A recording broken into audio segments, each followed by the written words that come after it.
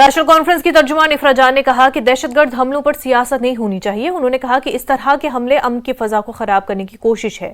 National conference इस तरह के हमलों का दर्द सबसे ज्यादा जानती है क्योंकि पार्टी ने अपने लोगों को शहीद होते देखा। इफ्रा ने सवाल किया कि दफा 370 हटाने के बाद दहशतगर्दी कहां खत्म हुई। देखिए, शर्म की बात तो ये है कि आज जब ये दहशतगर्दाना हमला हुआ है, इस पे सभी पॉलिटिकल पार्टियों को जो है कम से कम कंडेम करना चाहिए था। नेशनल कॉन्फ्रेंस तो पहली पॉलिटिकल पार्टी है जिसने कंडेम किया, और ये वजह भी है क्योंकि हम लोगों ने अपने 7,000 वर्करों को बिल्कुल इसी तरह जाँ भाग होते हुए देखा है। हमने उनकी लाशों को, छोटे छोटे लड़कों को, 18-19 साल के बेटों को, हमने जो हमारे वर्कर थे उनको हमने कब्रों में डाला है। तो शायद हमसे ज्यादा इन अटैक्स का दर्द और कोई समझ नहीं सकता है। लेकिन आज 10 साल हो गए बीजेपी की हुकूमत को। 10 साल से हुकूमत उनकी है। 10 साल से उन्होंने जम्मू और कश्मीर के आर्टिकल 370 जब उन्होंने हटाया, उन्होंने जम्मू और कश्मीर का हर इख्तियार लिया। उन्होंने हमारे जमीनी इख्तियार लिए, उन्होंने हमारे कानूनी इख्तियार लिए, उन्होंने हमारे नौकरी के इख्तियार लिए, उन्होंने हमारी शिनाख्त को सेल पे लगा दिया, सिर्फ इस वजह से कहा कि 370 जो है इसकी वजह से टेररिज्म है। हमसे सब कुछ लिया गया और कहा कि टेररिज्म खत्म हो जाएगा। आज 10 साल हो गए उनकी हुकूमत को और 5 साल हो गए आर्टिकल 370 के हटने को। आज तक हमारा हर हक लेने के बावजूद हम देख रहे हैं इसका कोई अंत नहीं है। और बीजेपी की हुकूमत को शर्म अगर आती है तो कम से कम इनको अब रिजाइन कर लेना चाहिए। जनूबी कश्मीर में दहशतगर्दाना हमलों पर रद्द-ए-अमल जाहिर करते हुए नेशनल कॉन्फ्रेंस के सीनियर लीडर शेख बशीर ने कहा कि कश्मीर में जारी हमलों की जिम्मेदारी बीजेपी है। इन हमलों का जिम्मेदार बीजेपी है और उन्होंने इल्जाम लगाया कि बीजेपी नहीं जानती कि कश्मीर के लोग बड़ी तादाद में वोट डालने के लिए बाहर आए और इसलिए उनमें खौफ का माहौल जो है पैदा किया जा रहा है। मैं उन बीजेपी के भाइयों को कहूंगा, पाकिस्तान करके आप कहीं नहीं पहुंचोगे। आप कहते हो कि 5 अगस्त 2019 के बाद हमने सब कुछ खत्म कर दिया, तो आपसे ही पूछेंगे कि ये क्या हो रहा है। गवर्नमेंट आप कर रहे हो कि हम कर रहे हैं? जब कोई मर जाता है तो उसके 2 दिन बड़ी चर्चा होती है, उसके बाद फिर आप वहीं पहुंच जाते हो। ये बदकिस्मती की बात है, इसकी डेप्थ में जाना चाहिए। बीजेपी इसकी जिम्मेदार है, ये बीजेपी वाले खुद करवा रहे हैं। जो पहला इलेक्शन वहां हुआ जिसमें लोगों ने बढ़ चढ़ के वोट दिया, ये लोगों को डरा रहे हैं ताकि लोग वोट ना करें। इनसे अब लोग आगे हैं सामने, और ये जो हम इस चीज को कंडेम करते हैं। कोई भी बेगुनाह मारा नहीं जाना चाहिए, ना मरना चाहिए। हमने 35 साल से हम झुलस रहे हैं, मारें खाई हैं, आज भी खा रहे हैं, लेकिन ये जो तमाशा देख रहे हैं, ये जो करवा रहे हैं, ये खुद इसके जिम्मेदार हैं। ये खुद बीजेपी वाले पाकिस्तान करके वो उसका हौसला बुलंद कर रहे हैं। हम तो उनके साथ लड़ रहे हैं, 36 साल से लड़ते आए हैं। यही ज्यादा प्रोपागेंडा उनको इनकरेज वही कर रहे हैं। एक दिन कहते हैं जनाब सब कुछ ठीक है, दूसरे दिन पंगा हो जाता है। तो यही बताए ना ये कैसे हो रहा है। बिकॉज हम तो पाकिस्तान को पूछने के लिए नहीं ना जाएंगे, यही बताए ना कि कैसे हो रहा है। और हम इस चीज को कंडेम करते हैं। किसी बेगुनाह की जान नहीं ले जानी, कोई धर्म इसके लिए इजाजत। दहशतगर्दाना हमलों पर रद्द-ए-अमल जाहिर करते हुए पीडीपी के तर्जुमान आदित्य गुप्ता ने एक बार फिर जम्मू कश्मीर में अमन को यकीनी बनाने के लिए पाकिस्तान के साथ बातचीत की वकालत की। आदित्य गुप्ता ने कहा कि बीजेपी का दावा है कि कश्मीर में सब कुछ अच्छा है, लेकिन इस तरह के हमलों से उन दावों की हकीकत सामने आई है। उन्होंने कहा कि अमन सिर्फ बातचीत से ही कायम हो सकता है। देखिए, सबसे पहले तो हमारी जो संवेदना है उनके साथ, उनके परिवार के साथ, सरपंच के साथ जो मारे गए हैं, और उन टूरिस्ट के साथ भी है जिनको जो घायल हुए हैं। और हम चाहते हैं कि टूरिस्ट जल्दी से जल्दी ठीक हो जाएं और इस हादसे को भूल जाएं। हम चाहते हैं कि ऐसे हादसे ना हों कश्मीर के अंदर, क्योंकि इससे फ़र्क पड़ता है कश्मीर की इकोनॉमी पे। लेकिन ये पूरा जो हादसा है ये दिखाता है कि जो भारतीय जनता पार्टी और भारत सरकार बार बार कहती है कि जम्मू कश्मीर में सब कुछ ठीक हो गया है, ये ठीक नहीं हुआ। टारगेटेड किलिंग्स पिछले 1-1.5 साल से इतनी ज़्यादा बढ़ गई हुई है। पीर पंजाल का इलाका है, मिल्टेंसी है, ये सब बढ़ी हुई है। अगर आप इसके अंदर आप लाल चौक की बार बार तस्वीरें दिखाकर आप कहेंगे कि सब कुछ रंगा है, तो वैसा तो है नहीं। और 2 दिन पहले ही होम मिनिस्टर कश्मीर के दौरा करके गए हैं, उसके बावजूद ये सब कुछ होना कहाँ, तो और ये भी नहीं डिस्क्लोज किया था करने के आए थे इलेक्शन के बीच में। जब ये सब कुछ चीजें हो रही हैं तो इसका मतलब दिखाता है कि कहीं ना कहीं पॉलिसी पैरालिसिस है गवर्नमेंट ऑफ इंडिया का।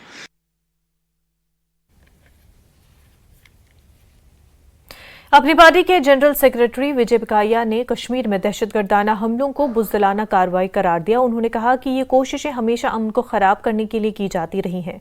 उन्होंने पड़ोसी मुल्क और उनकी एजेंसियों को ऐसी कार्रवाइयों का जिम्मेदार ठहराया। उन्होंने कहा कि कश्मीरी माइग्रेंट वोटर्स ने जिम्मेदारी का मुजाहिरा किया है और वो पायदार हल के लिए बड़े पैमाने पर अगले 2 मराहिल में भी वोट डालेंगे।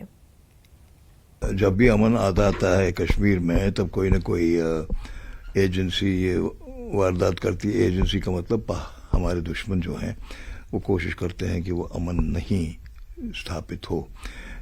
अब आपको पता है बहुत दिनों से अमन है, बहुत दिनों से अच्छी तरह से काम चल रहा है, लोग खुश हैं। और इस बार सबसे बड़ी जो दिक्कत है वो ये इन हमारे दुश्मनों को कि 38% लोग वोट डालने निकले हैं और इससे इनके रोंगटे खड़े हो गए हैं कि इसका मतलब कि लोग जो हैं, जनता जो है वो समझती है कि अब डर का माहौल खत्म हो गया है और हम वोट डाल सकते हैं। तो इसको गड़बड़ करने के लिए ये लोग कहाँ से आ जाते हैं पता नहीं। इन्होंने किसी को कहा कि एक सरपंच को मार दो, एक फिर का वातावरण फिर पैदा कर दो। लेकिन एक बात मैं यकीनन कहना चाहता हूं कि आज कश्मीर की जनता इन बातों से डरने वाली नहीं है। उसने 34-35 साल बहुत मुसीबत झेली है, सिर्फ बंदूक के जोर पे, पथराव के जोर पे, और हासिल कुछ आया नहीं।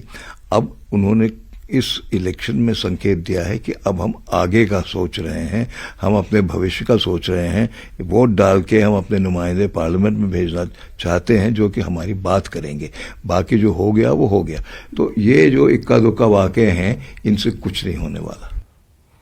जम्मू कश्मीर बीजेपी के सदर रविंद्र रैना ने जनूबी कश्मीर में बीजेपी लीडर एजाज अहमद शेख के कत्ल की शदीद मजम्मत करते हुए कहा कि बुज़दिल पाकिस्तानी दहशतगर्दों ने एक बार फिर कश्मीर में इंसानियत का खून बहाया है। उन्होंने कहा कि एजाज की शहादत रायगां नहीं जाएगी और मुजरिमों को कैफर किरदार तक पहुंचाया जाएगा। उन्होंने लवाहिकीन के साथ यकजहती का इजहार किया।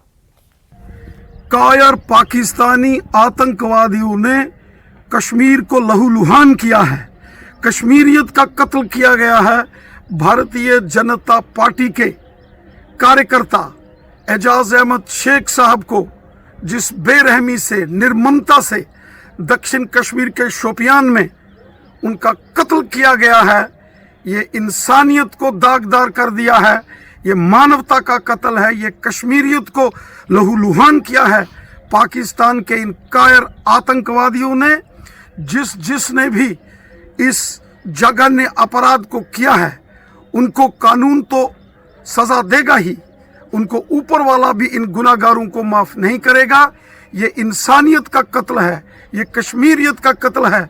एक ऐसा नौजवान जो गरीबों का, मस्कीनों का, ज़ईफों का हमदर्द था, जो हमेशा बेसहारा लोगों का खिदमतदार था, जो इंसाफ पसंद और इंसानियत पसंद था, जो अमन और खुशहाली की बात करता था, ऐसे एक नौजवान सरपंच एजाज अहमद शेख साहब को जिस तरीके से इन कायर पाकिस्तानी आतंकवादियों ने निशाना बनाया है, ये कश्मीरियत को निशाना बनाया गया है, ये कश्मीर को लहूलुहान किया गया है। एजाज अहमद शेख साहब के गुनाहगारों को सजा मिलेगी। जमीन के पाताल से भी ढूंढकर इन गुनाहगारों को उनके इन गुनाहों की सजा दी जाएगी। ये नाकाबिले बर्दाश्त है, इसको किसी सूरत में भी इन गुनाहगारों को बख्शा नहीं जाएगा। बीजेपी जम्मू कश्मीर तर्जुमान अल्ताफ ठाकुर ने कहा कि कश्मीर अब जमहूरियत चाहता है और पाकिस्तान और दहशतगर्दों को जमहूरियत में कश्मीरियों की शिरकत पसंद नहीं। उन्होंने कहा कि पाकिस्तान बौखलाहट का शिकार हो चुका है। सयाहों पर हमला कश्मीरियों की रोजी रोटी पर हमला है। ठाकुर ने कहा कि एजाज अहमद को पहले ही धमकियां मिल रही थी, लेकिन डीसी शोपियां ने इस पर तवज्जो नहीं दी। बीजेपी के प्रवक्ता अल्ताफ ठाकुर इस वक्त हमारे साथ मौजूद है, सीधे उनसे बात करते हैं। सर, श्रीनगर संसदीय क्षेत्र में जिस तरीके से वोटर्स निकलकर सामने आए और अपने हक राय का इस्तेमाल किया, क्या ये जो हमला हुआ है ये माहौल को बिगाड़ने की कोशिश है? क्योंकि बारामूला में कल चुनाव होने हैं। देखिए, 1999 के बाद पहली बार एक रिकॉर्ड तादाद में वोटर का निकलना और वोट करना। सीधा सा एक जवाब था कि जो कश्मीर है, कश्मीर अब डेमोक्रेसी चाहता है, कश्मीर अब अमन चाहता है और कश्मीर अब डेवलपमेंट की राह पे आगे चलना चाहता था। बदकिस्मती से पाकिस्तान और पाकिस्तान के जो एजेंट्स है, दहशतगर्द है, उनको कश्मीर का ये पीस और कश्मीरियों का जो डेमोक्रेटिक प्रोसेस में हिस्सा लेना ये रास नहीं आया है। इसलिए खौफ और दहशत फैलाने के लिए कल शाम को टूरिस्ट पे अटैक करना और भारतीय जनता पार्टी के कार्यकर्ता को शहीद करना इस बात का वो दर्शाता है कि जो फ्रस्ट्रेशन लेवल है वो बहुत ऊंची है। और एक टूरिस्ट कपल पे हमला करना, ये खाली टूरिस्ट पे हमला नहीं है, कश्मीरियों के रोजी, कश्मीरियों की रोटी और कश्मीरियों के पेट पे हमला है। क्योंकि कश्मीर की इकोनॉमी जो निर्भर करती है वो टूरिज्म पे करती है। और अब एक कदम आगे मैं लोगों से भी अपील करना चाहता हूं, आप समझिए पाकिस्तान आपका सबसे बड़ा दुश्मन है, पाकिस्तान आपके रोजी, पाकिस्तान आपकी रोटी और पाकिस्तान आपके बच्चों को मार डाल रहा है।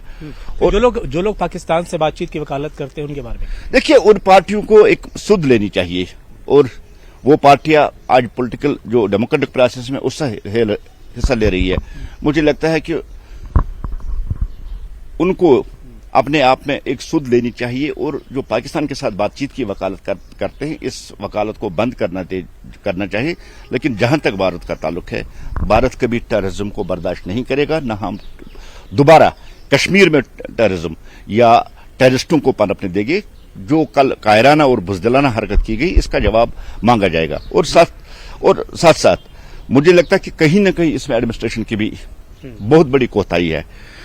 अगर आज एजाज साहब हमारे पास नहीं है, उनका कत्ल हुआ है, उस कत्ल के जिम्मेदार डीसी शुपियन है। मैं डीसी शुपियन से ये कहना चाहता हूं, एक मैसेज उनका देना चाहता हूं, तैयार रहे, कल दिन छोड़ के परसों हम आपके ऑफिस का घेराव करके इस कत्ल का हिसाब आपसे लेंगे, इस कत्ल का जवाब आपसे लिखेंगे।